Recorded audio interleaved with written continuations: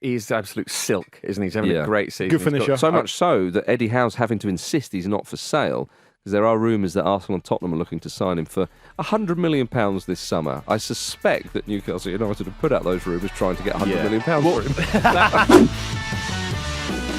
We start with Newcastle United 1, Everton 1. We thought it was big news that Everton got a point, as you were scathing on Everton's performance, Jim, in our WhatsApp group. Yeah, I thought they just looked really, really easy to play against, but enter Paul Dummett, who just wanted to give them a lifeline. It's the first time I've seen someone running off the bench, literally shouting, "I don't remember how to do this. Yeah.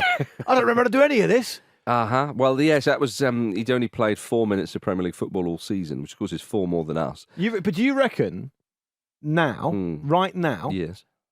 if it was like a regular common or garden Premier League game, you know, sometimes in the Premier League, I know where you're going with this. In the Premier League, sometimes young players come on, don't they? A few minutes left. Let's say 4 minutes. Yeah. The Paul Dummett 4 minutes. Yes. And people don't really notice because No. it's okay. They're getting a little bit of appearance money for training wear, or they just get a little bit of experience.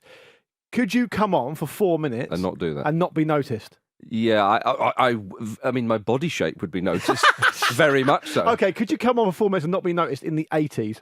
Yeah, maybe. So all I'm saying is, if 4 minutes is, I know he played like longer than that. I think he played is it 11 minutes last night, something like that. Yeah, instead? with injury time alone. Yeah, he managed to squeeze in something quite dreadful. Yes. What's the cut off is what I'm saying before you would do something dreadful in a Premier League game. I get what you're saying. I suppose he thinks to himself, "Oh no, I'm new to this. You know, Ashley Young's quite a wily operator, even though he's obviously quite advanced." 400 years old. I tell you what a man though. Yeah. And I've never looked that good. No. Do you know what I mean? Even when I was like a teenager, I've never looked that slim. My hat off to him. He's a professional athlete, Yeah, Mark. yeah. You've got to give yourself that. Yeah, but he's chosen to be that, hasn't he? You know, I can't believe I'm saying at that age he's still got the desire to do it. He's still keeping up the train. It's very impressive. I didn't think that Newcastle United 1, Everton 1 would cause such an existential crisis in the studio. I just think I need to rethink a lot of things I'm doing. I've been telling you that for years. Oh dear. But I just love the marzipan. But well, we all do. Yeah. He couldn't. Paul Dummett couldn't remember how to play. Would I headlock Ashley Young? No, because I'd respect him as a fine player, and he's a former England international, and I wouldn't do such a thing to a great man. And I'm glad that VAR mopped up where the referee didn't see there. Ashley Young is a veteran of the glorious Euro 2012 campaign, and he should be World Cup 2018. Come on. Okay, and that You forgot that. he should be treated with respect. He's won Serie A in the last few years. He's also had a bird shit in his mouth on the pitch, so he does deserve a freebie here and there. He's Which Paul fit a lot Dummett was in. happy to provide. He was heavily involved in the 8-2 very against karmic. Arsenal for Manchester United. Was he? He probably was. He scored a couple of goals. I can't remember. He scored a couple He of had a hell of a goals. whip Tried on to him. block that out of my mind. The fact is, though, One of the Ashley few Young, games where scoring a couple of goals doesn't necessarily mean you're heavily involved.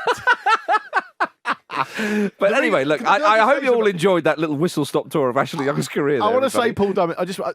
I'm not trying to be disrespectful to an amazing athlete But you who's are. had a great career. But what I'm saying is, it's not as though he just got caught a bit off guard or he's a bit off the pace because he came on and he's not played for a while. I mean, you headlock someone. That's never been allowed in football. Yeah, and Ashley Young's he not the should tallest. remember- You should deal with that. But I mean, do you think he'd forgotten about VAR? Yeah, we used to do this all the time back in the day, just wrestle them to the ground. Did you see Sean Dyche just wanted to have a moan about something? So he moaned that even though Everton, as Jim said, I didn't watch this game because I was tasked with watching the Spurs West Ham game, which we're going to come on to. Oh, yeah. But I watched the highlights and I saw Sean Dyche moaning, and it seemed like he just wanted to have a moan at something. So he settled on moaning for how long the VAR took, even though he got the decision he wanted. Yeah, that's classic Dyche, isn't it? Yeah. Just say, how's that not a foul? Yeah, well, if it was at the other end. Well, it's all just playful stuff, isn't it? I don't know what the problem is. He's not put his life in danger. No, he's not from that far up north. Where's he from again? Northampton. Oh, yeah. I mean, it's barely Midlands, to be honest with you. I'll be honest with you, and this is going to endear Ivan Toney also from Northampton. This is going to endear me to no one at all.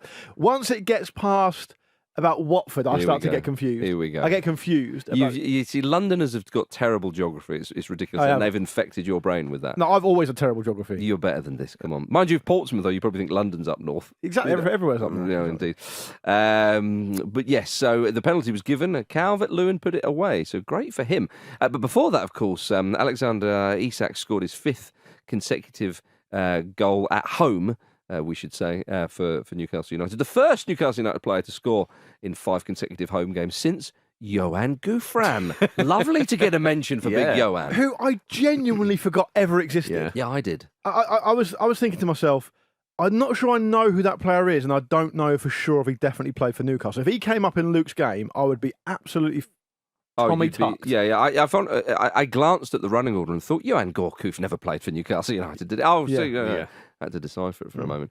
But yes, so good to mention him.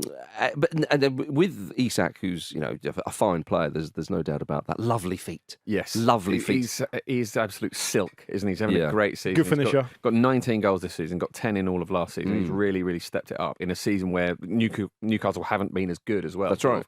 Across the board, it's really, really impressive stuff from him. So much so that Eddie Howe's having to insist he's not for sale, because there are rumours that Arsenal and Tottenham are looking to sign him for £100 million this summer. I suspect that Newcastle United have put out those rumours trying to get £100 million for him. That sounds like a mad amount of money, doesn't it? But they paid 60 for him, and he's got 3 or 4 years on his contract. I mean, in terms of PSR, you have to post profits on that sort of thing. So like that. And also, have you seen Anthony play football? That's always worth a ballpark figure. I've seen him sort of do a version of it. Yeah. He didn't headlock anyone. It would have been nice if they'd have signed Declan Rice as well, Manchester United. Anthony and Declan, do you see where I'm going with that's this? nice. You should have done that at the time. I know, I probably did. Ant and Deck. No, I would have remembered that. Oh, okay. Ant and Deck, there's your headline. Rice There it itself. is. Yeah, damn, Great. Arsenal getting in the way. In a parallel universe where one player signed for a club that he didn't actually sign for, Marcus has got quite a good joke about a year later. But I mean, surely it's Anthony Gordon and Declan Rice at Newcastle. Or, I mean, we did have Mikel Antonio and Declan Rice at West Ham for many years. So no one did it. Missed opportunity. Missed opportunity, everybody. Yeah. And that's what life's all about, missed opportunity. But This Ashley Young thing has ruined you. there is talk, isn't it? That Newcastle need to sell to kind of get PSR and FFP so, yeah, involved. because if they miss out on the Champions League, Various etc. But I mean, I think it's easy to speculate, though, isn't it? I'm not sure that any of the people saying that have got a proper insight into their finances, so who knows? Well, he's not for sale, according to Eddie Howe. And when has Eddie Howe not told the whole truth and nothing but the truth? So I've got no comment to make on that. No. I did enjoy that Sean Dyche and Jason Tindall shook hands at the end of the game. First. Not trying to rehash old tropes, but it got to the point there, I thought, where Sean Dyche was basically just not even noticing it. He wasn't even like, it's the assistant manager. He just went straight in there. I think he looked like he saw them both as joint managers. Yeah. And the reason for that, I think, is because Sean Dyche is the kind of guy who would respect a Tyndall more than he would respect a Howe. Dyche won't understand why Howe's quite a thoughtful, quiet guy and how you can do that job and be those things because he's so old school. You know? Yeah, I know what you mean. I think Dyche he can come up with the odd funny one though every now and then. So you never know what he's going to say with someone like Tyndall. But I suppose if he's up front shaking hands, then Dyche quite likes that. Everton haven't won a game since the 17th of January when they beat Crystal Palace in the FA Cup, which is a long time ago. You have to go back even further for their last Premier League win, of course. Yeah. What was it, 10th of December when they beat Chelsea, I think. So It's like putting on an old jumper, isn't it? Yeah. Chelsea having a terrible day. Yeah, This is also their 4th point from a losing position all season, I believe, which is just really quite shocking. Yeah, and you look at the Premier League table, there they are in 16th on 26 points, 4 above Luton, and of course the investigation is looming. We don't know what's going to happen there. When all said and done, though, this was a great point for them. Massively. Yeah, because obviously, as Jim said, they were terrible. Yeah, well, they were terrible. It was a late goal, and Newcastle. They never looked like scoring. Newcastle should have been 2-3 up. Yeah. I mean, Isak himself missed a glorious chance. Yeah, James, and he had one narrowly ruled up for offside as well. James Garner had a chance actually in the second half, but they were quite passive. They sort of grew into the game defensively, weirdly, towards the end of it. They were playing. There was about 10 minutes where they were playing like they were defending a 1-0 lead, really bravely. But they were losing. Indeed. Yeah, it was that sort of game. A novel tactic. Yeah, but I mean, Dyche, though, an Irishman once said to me about Mick McCarthy when he was in charge of the Republic of Ireland. He said he'd bite your hand off for a 1-1 draw. Yeah. And the same for Sean Dyche, I think. He would bite your hand off for a 1-1 draw, and he got one there. So I think when you say they're defending a 1-0 lead when they're 1-0 down, you've still got a chance for that 1-0 draw. You're in the platform, isn't it? I mean, that's true. I mean, you don't stop defending, do you? But there was a great moment in the game where Fabian Schär pushed Dominic Calvert-Lewin into Dyche. Yeah. It knocked Dyche over, but he landed in a plank. Wow. What, in his school shoes as well? Yeah. Did he have a pair, plimsolls, yeah. No, but he would have had a pair of those sensible shoes on, wouldn't he? As well. Yeah. Which is harder to do because they're very robust leather upper. Indeed. So to bend your toes is much harder. I imagine they're steel capped. Oh, big time. Yeah. Absolutely big time. Talking of Newcastle, their finances in Europe and all that kind of stuff, I mean, they're 8th in the Premier League at the moment on 44 points. They're 1 point behind West Ham, 7th, 4 points off Manchester United in 6th. I mean, it's pretty tight in there, of course, in that pack. And as we've mentioned many, many times, there will be a lot of English teams in European competition next season. So they're not going to get Won't be Champions. Everton. Yeah, it won't be. Yeah. It doesn't go down that far, but not far off. They're not going to be in the Champions League, of course, Newcastle United next season. But, I mean, Conference League could be Europa League. You'd fancy them to have a decent run, of course. But if Newcastle United, like Europa League is realistic, I think, if you finish 6th. And that's not too shabby at all. No, and I think as we were saying last night, I think in certain situations that European football can go down to 8th in the Premier League this season. So then that's where they are at the moment. Andy was here. If Andy was here, he would say that's why getting to the Champions League so early basically messed them up because it's knocked them off kilter. Loads more football matches to play at quite a high level. Coupled with the injuries, it set them back a bit. They're ahead of where they thought they would be.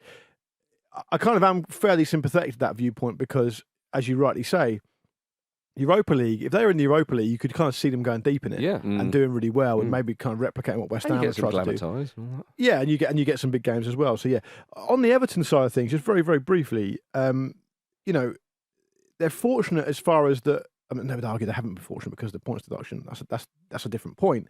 They're fortunate as far as it looks like that Sheffield United have been so bad, along with Burnley, that it really maybe there's only going to be one spot up for grabs in terms of relegation. But if you look at how bad they've been, 5 points in their last 10 games, which is absolutely relegation form, pro rata, they still have to play Burnley, Brentford, who have kind of been a bit poor, Nottingham Forest and Sheffield United. I mean, they're huge games. They are massive games. Weirdly enough, all those games are at home. So that's what they need to build the rest of their season around.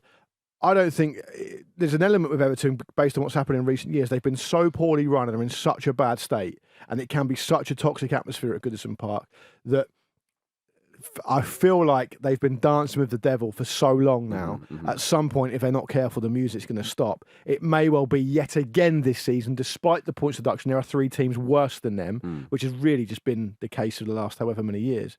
But they cannot rest on their laurels based on what Jim was saying about their performance last night and based on what I saw in the highlights. They've been really, actually very, very poor. They also announced losses for the 22-23 season on Sunday of £89 million.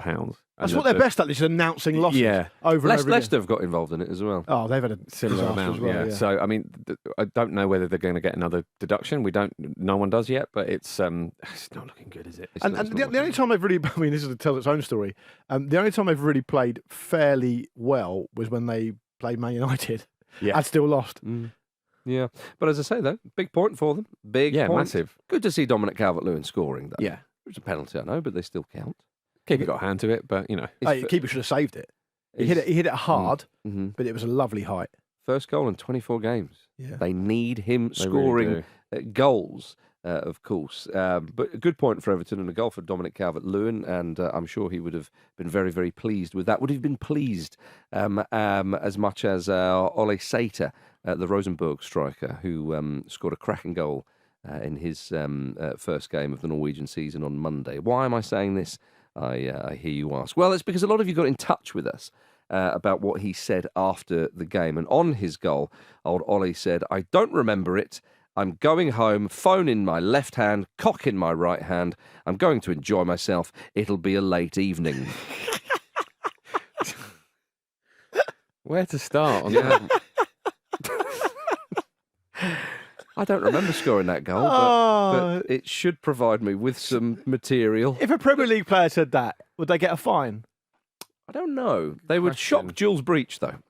Which is hard. They would. Yeah. Breach would roll with the punches there. She'd crack up. She would crack up laughing, for sure. She'd find that very, very funny. I'm trying to think of any other touchline reporters. Yeah. But no one does it. No one's better than Breach. I think Ollie Sater wants to be his own touchline reporter by the sound of it. The way he words it says, "I'm going home, phone in my left hand, cock in my right hand," makes it sound like this is part of the journey. It's not when he gets home he's going to do this. Yeah. It sounds like he's... Because with his phone, I sort of think of it... No. What? You don't interpret the actions. I'm not doing that. Don't motion towards me of imaginary phoning your left hand. Suggests he's that got wasn't his phone. It's a detachable knob. That you can sort of, like, he's got them both like that, and it's sort of... That's At all least it we was. know he's right-handed. At least we know. Yeah. Good. By the way, that was a beauty of a goal. On the pitch, I mean, I don't know why I'm saying this, but the pitch they were playing on was appalling. Yeah. It was such a bad pitch. So for him to strike it from that far out and it to nestle nicely was really, really well done. Does that make this more understandable? No, it's disappointing. Well, it's not what you can't remember it, Jim. So No, he can't remember anything about it. maybe he was so disgusted. He's gone blind. He's. You know why? Let's move on to Nottingham Forest 3, Fulham 1. Yeah. What a battering Fulham took in that first half in particular.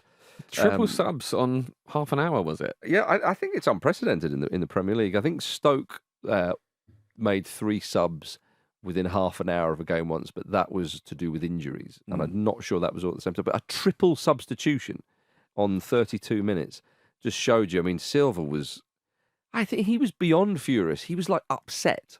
I mean, he would have been furious, of course, but he just... I mean, he said a certain type of standards were not on the pitch. He took off Sasa Lukic, Alex Iwobi and Harry Wilson, who have all been actually pretty good for Fulham. Right. If you think about the game against Manchester United, which Fulham won, which was a rare away victory, I think only Sheffield United have won fewer away games in the Premier League this season. The away form has been pretty poor. But Lukic was brilliant that day, and as was Alex Iwobi, who got the winning goal. It was almost like, Brazil 1, Germany 7 at times. Every time Forest came forward, they looked like they were going to score. They looked like, Gibbs White looked like Zidane against, let's use another Brazil one. Brazil in 2006 at quarter-final. The pirouettes and turns and so on. Yeah. The setup. He had so much space. Oh, he did. And he did against Palhinha, who's obviously a fine player. Who did get subbed off later on as well, didn't Later on, yeah. So Forest, I mean, they won't enjoy a half of football like that. For a while, you would say. Why are Fulham so passive away from home and so passive against kind of teams they should be beating? Yeah. Or at least getting... Yeah, because they seem to it's get a strange one. The combination of like them being at home and playing a good team has generated so many good performances by them. Now, I know they won at Old Trafford, but apart from the opening day of the season, that's the only Premier League game away from home they've won. And the opening day of the season against Everton, it's a bit of a free hit anyway, the opening day, because you never really know where people are at, particularly with the amount of football players play at the moment. So you can almost give that as a pass. Like, I can understand them losing against Narrowly or whatever, against a pumping Nottingham Forest fan base and all the rest of it. It was so bad that Silva did look bereft, but he should be angry with himself, because I think if you are making tactical substitutions at that point in the game and that amount of players, you're basically acknowledging to the world that I've fucking got this wrong. I fucked this up. Well, not necessarily, because he's put out a good team who have played well, and he may well be trying to make a point to the players and saying, look, he did say it was a team performance that let him down. It wasn't Lukic, Iwobi and Wilson in particular that he was singling out. He had to make a tactical change, and also he thought, well, at 2-0, we don't want to make it worse. I mean, the third goal that Gibbs White finishes off nicely, that kind of ends it, really. Although, I mean, Fulham score, make it 3-1, then Tete hits the bar. It could have been another one. But the fact of the matter is, 3-0 down at half-time, that was more than enough to win the game, as it would turn out. And they were 3-1 down against Sheffield United, for crying out loud. It's a strange game. 2 games which they should get at least 3 points off, you would think. Are they strange games, or are they just coasting a little bit? Because they're not in danger of going down, are they? Well, Europe's going to be hard. Tom Kearney said maybe that there's a bit of complacency has set in. I think, but I've said this before, that Marco Silva's really good at setting up Fulham against big teams. You think about, they've taken 4 points of Arsenal this season. They battered Spurs at Craven Cottage the other week. They have played very well against Liverpool a number of times this season. To give you a few examples, yet against some of those people, Burnley have taken 4 points off Fulham, as I've mentioned a number of times. Sheffield United, they can't get themselves up for it's strange. And it's a bit topsy-turvy. I mean, I think, is it Peter Rutzler in The Athletic who writes a lot about Fulham? He said that last season Fulham were pretty good at taking care of the teams that were below them in the league and then struggled against the bigger sides. Perhaps Silva's had more emphasis on trying to beat the bigger sides. And that's what he wants, and to try and get them, drag them up the table. So maybe it is something to do with him. Maybe he's not putting too much focus on the smaller games, or maybe the play. I don't know. And on Jim's point, though, Marcus, I mean, it is worth pointing out that Fulham, they're a Premier League team now. You'd say they're fairly established. They don't look in danger of being relegated this season. They didn't look in danger of being relegated last season. What's next for them? Well, actually, if they had won both these games, which are eminently winnable, they'll of course be 5 points better off. They'd be in 8th, which could be European football. Totally, yeah. So it's a weird time. It's a weird Yeah. time to have those kind of wobbly performances when you're still fighting for something. It's also worth pointing out that Forest are, newly deducted points, so they're going to be as together as they're likely to be at any point. And they did come out; they flew out of the blocks, didn't they? Yeah, which sometimes, like a lot of teams, get caught cold by that. Yeah, we should mention that because as bad as Fulham were, Forest were superb, and Gibbs White. I mean, my goodness, as I say, he looked like Zidane at times in the centre of the pitch. He's a great player. That assist for Callum Hudson-Odoi, the way he sort of spins around and outside of the boot, glorious stuff. I mean, he's such a joy to watch. A very flashy player in a good sense, if you see what I mean, with the skills and the tricks. But also when his end product is there, when he's putting assists in and also scoring as well. Like, they're just a lovely, lovely player. And Hudson-Odoi on the wing and Elanga, they looked like threats. They've got back. And Chris Wood's been an amazing form. We should score. Yeah, he's scored his 8th in 9 games. A lovely goal with the back of his head at the weekend. Yeah, he will do that. I also think Gibbs White, just to come back on him, like he's someone who Steve Cooper, who has worked a lot with England age group teams, of course, moved heaven and earth to sign him. I mean, the fee was gigantic, right?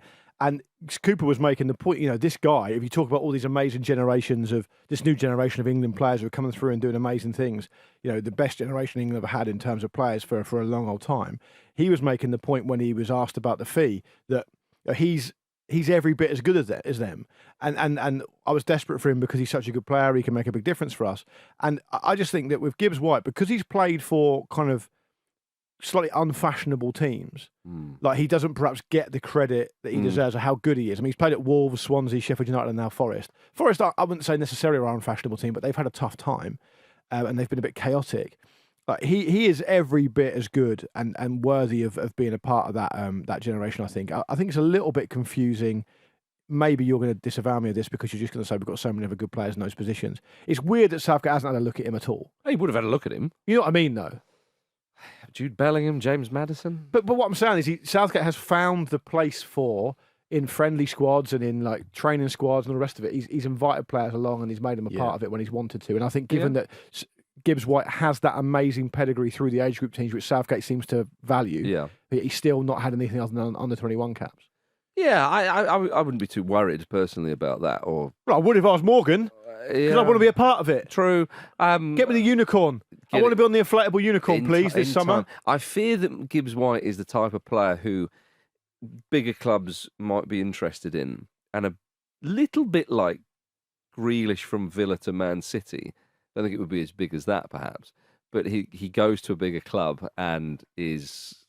The system kind of takes over. Now, obviously, Grealish is a phenomenal success at Man City last season, crying out loud. So there's no criticism.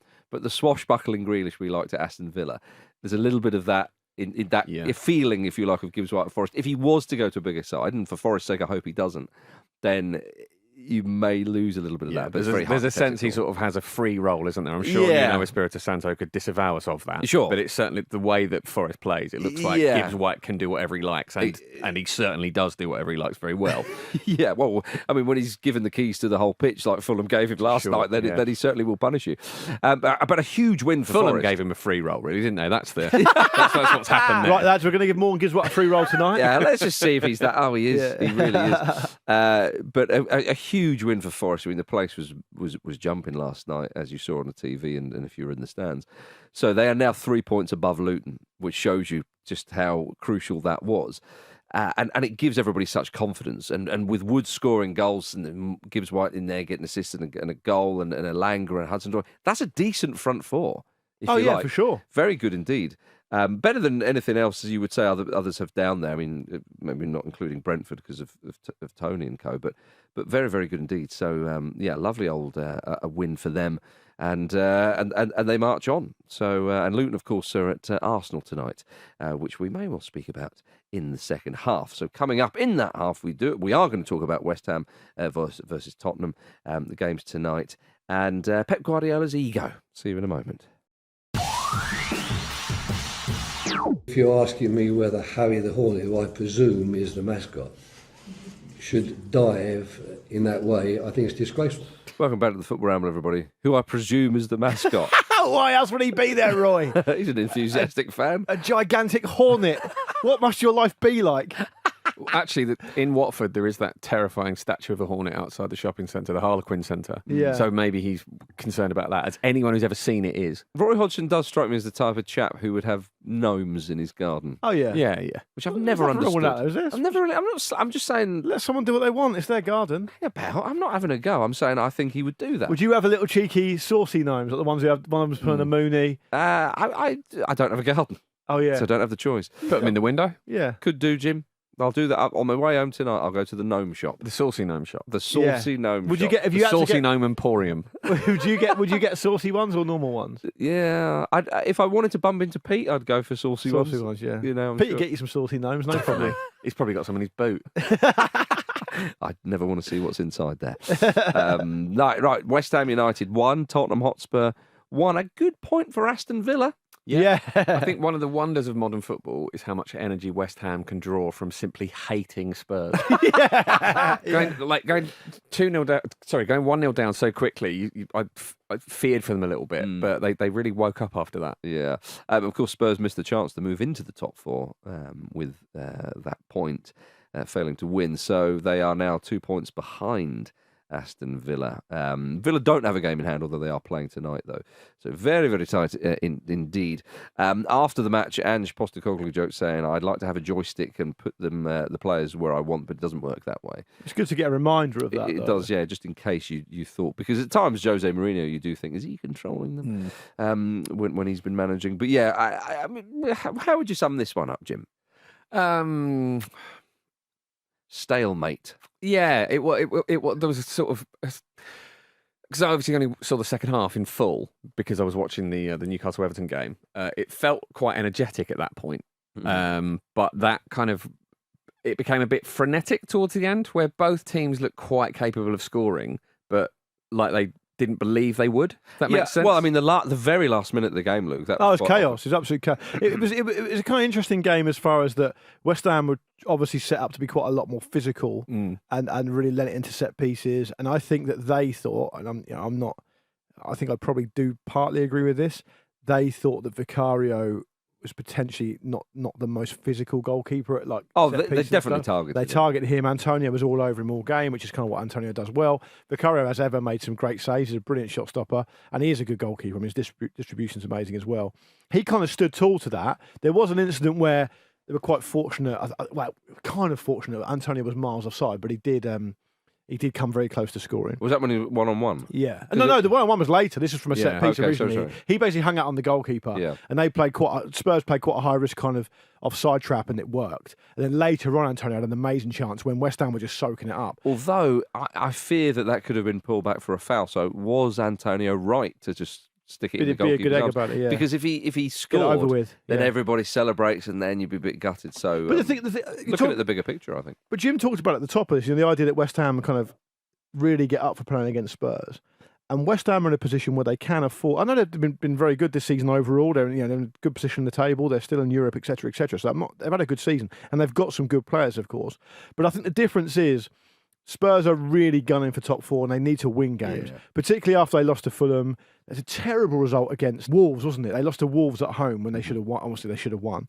And they had life and death with Luton a bit as well, because they went a goal behind in that. Perhaps not life and death, but it was shakier than it needed to be. Yeah. And they know that Villa have kind of hit their straps again. Over the last 6 games, I think Villa have taken more points than Spurs have in the league. And this was after beating Villa 4-0, of course, not that long. Yeah, which was I thought was that was a really weird game, and I thought that Emery he made so many changes for that game. Like tactically, it was strange. Anyway, West Ham know that if they get a draw against Spurs, it's okay. Yeah. It's like an okay result for them. And also, Spurs needed to win it, and so they really went for it. And then West Ham were able to break with them. And given the amount of quality attacking players West Ham have got on the pitch, Kudus, Ward-Prowse, who can deliver a ball well, Paquetá, Bowen, Antonio, you think maybe for home games they'd show a bit more ambition. I thought they were a bit NFL for me. I don't. The thing is, they defended really, really well in that second half, certainly towards the end of it, because I think everyone's aware that Spurs are really, really good at scoring late goals this season. They keep their energy up so well. I don't know what Postecoglou is doing to keep them that energetic and pressing that hard towards the end.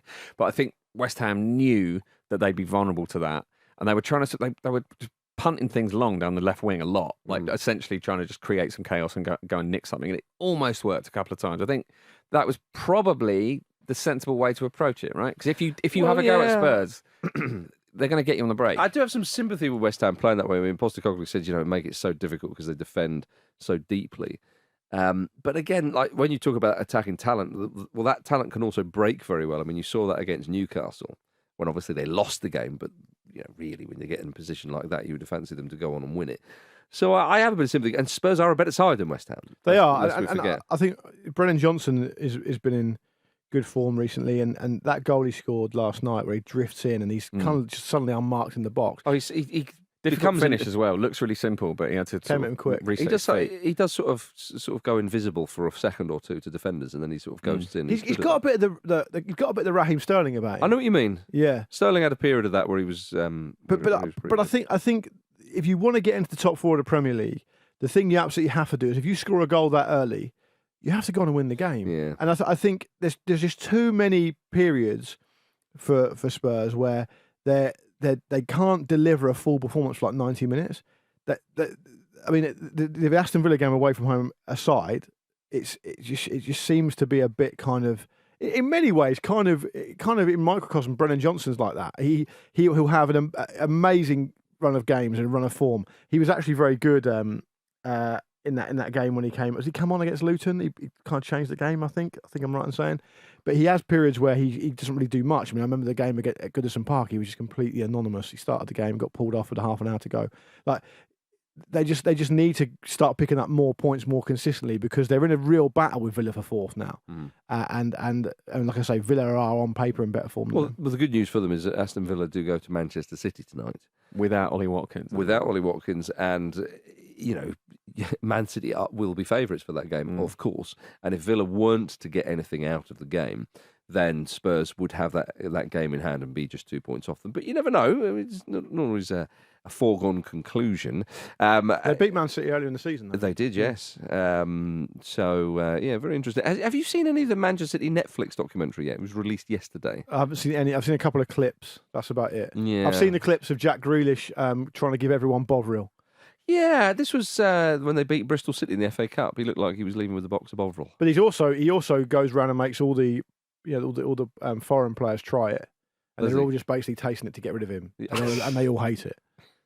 Now, Don't say it like Grealish is some irritant. He's clearly a well-liked, Manuel lovely chap. Akanji was like fuming. I think he was on the treatment table at the time. He said, just leave me alone. Stop giving me beef broth. Yeah. Get it down, yeah. And Jack Grealish's dog sort of features in it quite a lot as well, I think. Is that right? Oh, Yeah. okay, I mean, a lot interesting. of Grealish is a good thing in this sort of scenario. Oh, you can definitely see why he's so popular. I mean, he's Yeah. obviously a very interesting, fun character. Well, speaking of, is Bovril a food? I mean, it's not really, is it? But Well, I mean, I guess soup Darren, is food, right? it's not. Yeah, it's not a drink. Definitely not a Darren drink. Moore's nickname at Fratton Park, Bovril. Because when he used to clear the ball, you get your hands on your Bovril because it might hit you. That's Big enjoyable. result for Pompey last night, by the way. 2-2. Yeah, massive result. Important not to lose that game. Very important. Yeah, You see? top of the table clash in League One. You're reversing up the Pompey Highway. Great stuff. How about that? Yeah. Well, Manchester City, just speaking of food, a few days before the Champions League final, there's a bit in their Netflix documentary where Pep calls up the sous chef Jorge Gutierrez to praise him in front of the team. And this is just peak Pep. I love it. As I said before, for those who know... Presumably, he just said, thanks to Jorge, everyone, for the food. Thanks, Jorge. Off you go. Yeah, He just said that, did he? That's not quite how it panned out. I've said this before. I'll say it again. For those who know, Marge Simpson's art teacher. This is his stuff. He says to him, as a cook, you are a genius. How many times we were ungrateful for the fact you took care of us. You cook and we leave, and sometimes we don't even say thank you. This is why we're in the final, for these little details and for all of you who take care of us. Now, obviously speaking the second language, and he speaks it very, very well, but it does suggest that the fact that we don't thank you and we leave, that's why we're in the final. Our rudeness has got us here. Yeah. But yes, we get the It's picture. nice, though, isn't it? It's all the little details. And a nice. club like Manchester City, annoyingly for a lot of other sides, there's all these little details. They seem to be absolutely impeccable at Yeah. getting right. Absolutely. Mm. I wonder what it's he's a cooking up. real example of how if you give the best people the most money, it can work really well for you. But credit where credit's due. That's Jim. enough about the ramble, Jim. That's enough about that. Yes. Now, Pep Guardiola, we mentioned that he obviously had a little bit of a chat with Jack Grealish after the Arsenal game on the weekend, and a lot of people have made a bit about this. Did you see that a journalist was asking Pep about what he was saying to Jack Grealish and why did he say it on the pitch and why not in the dressing room? For my money, what Pep should have said was, "Have you seen Jack play recently?" Yeah, I was fuming. yeah. Well, I just think look, I thought the journalist asking that question in the way that he did was a bit. Come on, Pep, what are you doing? Yeah. Do you know what I mean? Yeah. He basically said, why could that not have waited until the dressing room? Why did you have to do that in front of the cameras? A lot of It was as if he was like Jack Grealish's, member of his family asking that question. But a lot of the press pack are absolute slugs, aren't they? Yeah. They're just embarrassing. And Postecoglou, particularly when he first started at Spurs, Yeah, it was breath did a of fresh great air. job at showing them up for just being absolute slugs. Yeah, well, I mean, the worst example of this, if you're unconvinced by Luke's assessment, which I think is fairly accurate, is one of the worst ones we saw was ahead of the Euro semi-final between England and Denmark. One of the journalists asked Kasper Schmeichel, "So Kasper, is it coming home?" Yeah. And Kasper Schmeichel just sort of smiled and went, "Well, I mean, it hasn't done for a long time, has it? I mean, Denmark have won the Euros." England haven't. It's like the top level of the most popular sport in the world at a professional level. Yeah, and that's the question you're going to ask. You've got one of the most key players in one of the participating sides in front of you to ask some good questions. Yeah, and that's what you. And not everyone gets chosen either as well. It's a snide question though, isn't it? Because it forces Kasper Schmeichel into essentially making a headline that creates a bit of tension. That's the plan. It's just lazy and shit. And you've got to be very careful. It's a very slippery slope calling out for people in position of power to be banning journalists. And this kind of thing makes me second guess myself. Well, you've often said that we should cancel independent media, haven't you? I think so. The Ramble's all we need. You were on the campaign trail at the time. No, the Ramble's all you need. If you're a football fan, you need to consume some kind of media outside the game. Leave it to us. The Ramble's all you need. We'll distill it all into easily digestible chunks. Absolutely. And that's all you need. Fun-sized chunks, glanceable fun. Anyway, what did Pep say? Pep said, "I need the cameras to go to sleep with incredible satisfaction. I always try to criticise the players there and let them know how bad they are, especially when Erling scores 3 goals. The cameras have to be on me," and then said it was for my ego and so on. Yeah. I'm obviously heavily sarcastic, but... It's hard to be sarcastic and really snide in a different language, though, isn't it? Yeah, but it just comes across as confusing. Yeah, but I thought he did pretty well, actually. Any dig at Keys is fine by me. Right? It wasn't specifically at Richard Keys. Surely, come on. Surely it's a direct response to him going, "It's all for the cameras." I hope so. I sincerely hope so. But I think you can let that hope into your heart, Marcus. I think we can make that assumption. Forget Ashley Young. All right. He had some stuff to say about Roy Keane as well. Who, what, Keys? Roy Keane said that... Oh, no, Guardiola.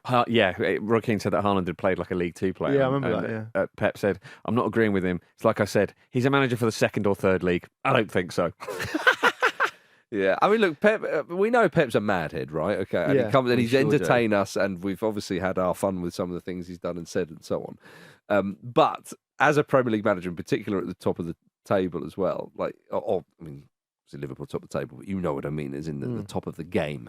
You do have to put up with a lot of crap in the media. Well, you've got to completely shut the whole thing out, and sometimes little bits of light get in and you have to react, and you react to it, and that's how it goes. And also, towards this end of the season, when the pressure's high, and I totally understand it. I just think that, the media class, when it comes to interacting with these top-level players and managers, can be better. You don't have to talk down and dumb down your content to your readers or to your listeners or whatever. The reason it makes me feel uncomfortable. Richard Keys is doing it completely. He's a prick. Don't worry but the irony about Richard Keys is he is accusing someone of doing something in a totally performative way himself to make himself feel better. So he's essentially doing a much more snide version of what he's accusing Pep of doing anyway. But my point just is that if you get the opportunity to talk to these players, ask them something insightful. It doesn't need to be the most philosophically complicated thing ever, but it can be better than, is it coming home? And it can be better than, this kind of stupid shit. Why didn't you save that for the dressing room? Because look at Pep Guardiola. As I say, he's a certain type of character. He's the greatest football manager possibly ever, or certainly in the conversation. And if he felt like he had to say something to Jack Grealish, or he just couldn't keep it inside, and maybe he didn't want to say it in front of his teammates or something, I don't know. But I mean, with regards it's a complete non-issue. I think manager talks to player, and I think it's also fair, it's fair to say that we can at least as a group here, might have a consensus that Pep Guardiola, based on what we've seen so far as a manager, his methods seem to be fairly sound. They do. Don't they? And also, I think he's probably Mad right. at times, Yeah. but yes. Richard Keys is not a presenter. Richard Keys is a cautionary tale, and he constantly reminds us It's of a fable. He is, It's a absolutely. fable. Anyway, tonight Manchester City, they do play Aston Villa. And Jim and I will be doing a Ramble Reacts this evening where we'll be covering Manchester City versus Aston Villa and Arsenal versus Luton. Crucial one, have you seen Arsenal? All the good Still in the title race, Jim. Sure. Hanging on in there. Arsenal are so ruthless that I can see that being an absolute bloodbath. Possibly. That episode will be live in the usual places first thing tomorrow morning. So make sure you're subscribed on your podcast apps so you never miss an episode. Yeah. If you listen to the show regularly, thank you very much. Do yourself a favour if you've not hit follow on Spotify or subscribe on your podcast app. It does all the work for you. So if you're listening now, just pause it. You don't even need to pause it probably. Open it up, press subscribe or press follow. It makes a great difference to us, helps us out in a big way, and it makes things easier for you as well. So follow or subscribe are the buttons you need to hit as soon as possible. It's a no-brainer, bruv. It is. Absolute no. And when you hit that button, we get 50 quid. Am I joking? We don't. I was going to say, if we do, then I want my share.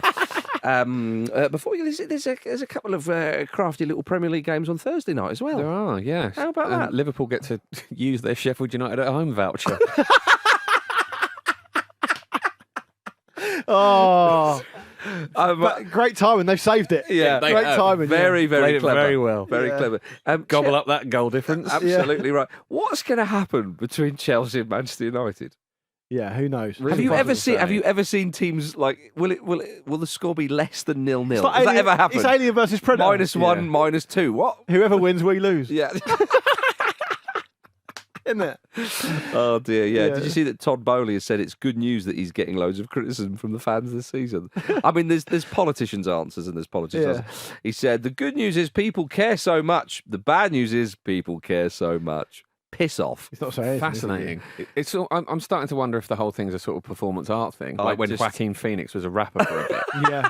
Like, is Todd Bowley a real bloke? Or when Paul Dummett was a footballer for a bit. Yeah, I just I love the fact that these people really care. It's like, what else can you say to Yeah. make people dislike you more? The only thing he's got going for him really is that the only thing he hasn't done to be the stereotypical kind of new owner, kind of out of touch guy is that he hasn't fired the manager yet. Yeah. And we're in a weird season for that because Yeah. normally a local managers get fired by now than they have. That's the only thing he's done that's the only thing he hasn't done, which would cast him out as this hugely stereotypical new guy on the block manager without a clue. Well, the manager's shown in the data though, and proven that they should actually be fourth. True. I think the manager's probably That's what he's been saying to Todd, isn't he? Keeping his job. he's doctoring every newspaper Todd Bowley reads. It looks like Chelsea are fourth in the Premier League. You like that time when Donald Trump? Do you remember when Oh there yeah, was a the hurricane? storm. Yeah, There was a storm. And got it a was like- Sharpie out. He got a Sharpie out and went, it's actually not going to go over. I think it was Florida or Yeah. wherever it was. Forgive me if that detail is incorrect, but let's say Florida for argument's sake, that it's not going over there. It's actually going to bypass it. And he went, and he just got a Sharpie and circled over Florida and went, yeah, I think you find it is. So it's not how the weather works. Nah, you don't get to choose Is it it. going to be sunny? Donald, hang on a minute. Give me the yellow one. Is it going to be so? No, that's a fake tan. Yeah, so goodness knows. But is there an element here that we're just giving him a load of stick because he's American? No, we're giving him a load of stick because of what he's Because everything he done says and everything he what does. he said. Yeah, I don't fair give a enough. damn where he's from. Fair enough. Mike Ashley was from England. We reckon. We reckon. Yeah. What about Manchester United though? They've apparently annoyed Southampton. So can you get behind that, Luke? I can, absolutely. They've- Jason, I mean, anyone who's at Southampton who's vaguely competent at their job, Russell Martin, Jason Wilcox, a couple of their players, get them out of there Yeah, as soon as possible. and get them into Manchester United. We want Portsmouth to be playing Southampton in the league next season, don't we? Uh, Be great. yeah. It would be enjoyable. Yeah. I want Southampton to go up though, because it'll annoy you. It's not going to You happen. just missed out. You're going to have to get a promotion again. It won't annoy me because they'll be the next red and white stripe team to get pumped every week in the Oh, is Premier that League, right? replacing Sheffield United. They won't get promoted anyway. I'd love to see Portsmouth back in the Premier League. That's not going to happen next season. Literally not possible. No, So then- at some point it might be. What you can hope for is there to be the Yeah. proper South Coast derby next season. Absolutely right. Absolutely right. Yeah. But yes, Jason Wilcock, he resigned from Southampton. Is rumoured to have a 12-month notice period, but Manchester United want to get him in And so Southampton are a little bit angry at that, which is... I mean, they're making moves at boardroom level, aren't they? Like Dan Ashworth, Omar Barada, and now potentially Jason Wilcox all coming. It's all very proactive, all very positive. It appears that there's a plan in place. I agree with you, Jim, and I think it's far more likely that that is going to be a better idea than the idea that we thought was a good idea when Ralph Rangnick got the job. Specs. But he ended up as a manager, didn't he? Yeah. Some kind of weird season of Curb Your Enthusiasm. He's probably still there. He's probably on the payroll somewhere. The reason Jason Wilcox is so highly rated, by the way, is I think he has essentially revolutionised what Southampton are doing. So I think he hired Russell Martin, who's they've done a very good season under him. They might fall. I think they'll probably fall just short of their goals, but he's done brilliantly for them. And he's really highly rated as not just an ex-Blackburn Rovers flying winger, Premier League winner, but a football admin guy as well. So find you a guy that can do both. Yeah. I mean, fucking what's his name? Jim Ratcliffe probably end up playing him on the wing. He sees Anthony play. This guy's won the Premier League as a winger. Get him in there. Thanks for watching a clip from the Football Ramble podcast. Don't forget to subscribe so you never miss a video. And if you're feeling extra generous, why don't you like this video? Why don't you like this video?